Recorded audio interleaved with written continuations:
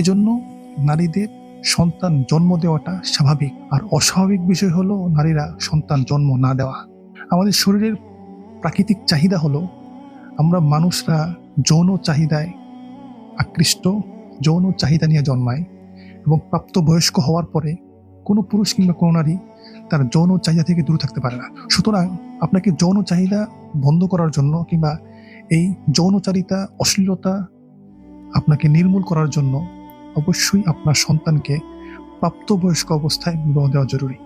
আর এই বামদেরকে যে অর্থায়ন যারা করে, তারা অর্থ সংকটে পড়বে, আমাদের সমাজ সুন্দর হবে। এজন্য তারা সমাজে অশ্লীলতাকে ছড়িয়ে দিতে চায় এবং সমাজকে নষ্ট করতে চায়। যেন আপনার সন্তানকে এই বামদের কথা না শুনে সঠিক সময় বিবাহ দেন, আর বামদের গায়ে আগুন জ্বলুক, জ্বলতেই থাকুক। আল্লাহ হাফেজ।